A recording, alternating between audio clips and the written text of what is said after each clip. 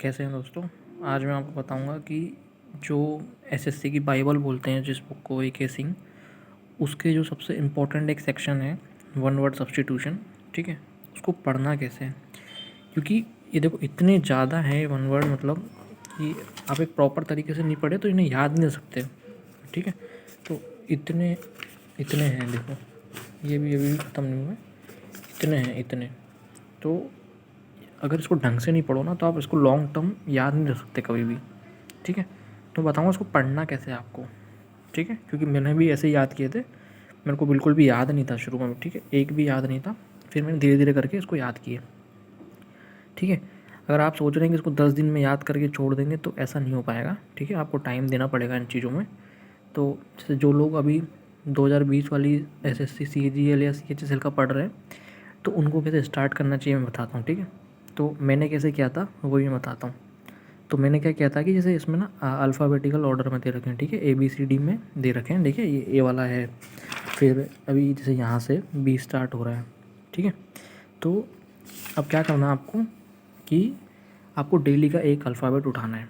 ठीक है, और जैसे कि मैंने आज ए उठाया सबसे पहले, तो ए को मैं रीड करूँगा। ठीक है, तो कोई टेंशन नहीं है, अगर मुझे नहीं आ रहे हैं मोस्टली वर्ड तो कोई दिक्कत नहीं है। ठीक है, कोई भी भगवान नहीं होता। और जो हिंदी मीडियम से हैं या फिर जैसे मेरे जैसे हैं कि जो इंग्लिश मीडियम में पढ़े हैं लेकिन स्कूल में हिंदी यूज़ होती थी, तो हम लोगों को इशू आता है।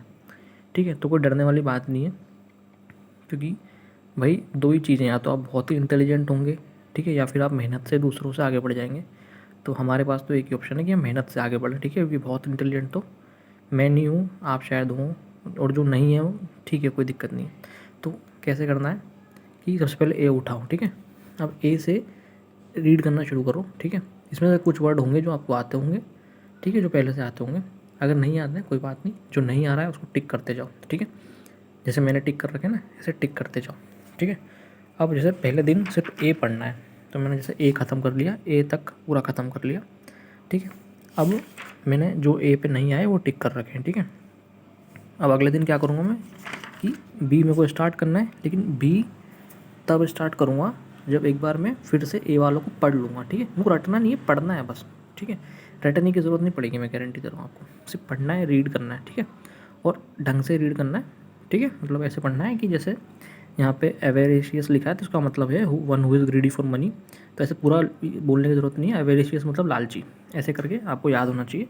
ठीक है, उसका ऐसे एग्जैक्ट मीनिंग याद नहीं होगा ना तो भी चलेगा, एक कॉमन मीनिंग आपको याद होना चाहिए। ठीक है, तो ऐसे करके आपको पढ़ना है। फिर नेक्स्ट डे आपको बी पे जाना है। ठीक है, फिर ऐसे ऐसे करके आप 26 दिन में आपका ये सारा अल्फ़ाबेट ख़त्म हो जाएगा।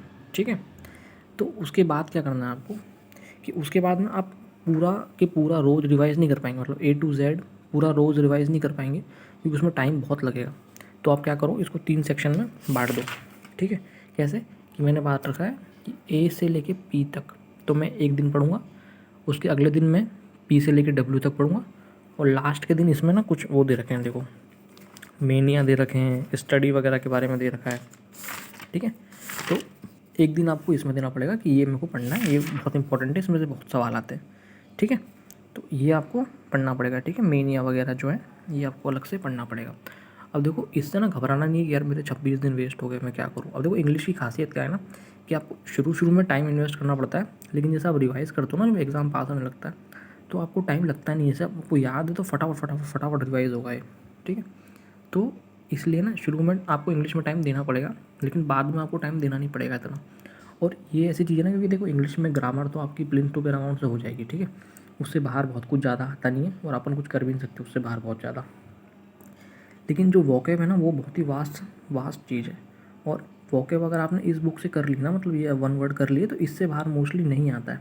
ठीक है, मैंने पिछली बार CHSL दिया है, इस बार CHSL दिया है, CGL दिया, तो मुझे नहीं लगता कि जो वन वर्ड सब्स्टिट्यूशन है वो इस बुक से बाहर होगा कोई की। ठीक है, आपका सिनोनिम फंस सकता है बख्शी से या कहीं और से, लेकिन वन वर्ड तो इससे बाहर नहीं जाएगा, इसकी गारंटी है।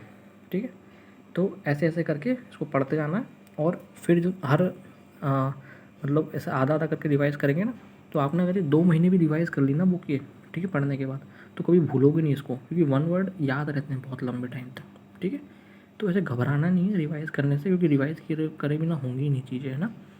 लॉन्ग टर्म के लिए पढ़ना है ना, तो ऐसे ही करके पढ़ना पड़ेगा धीरे धीरे, ठीक है। चलो।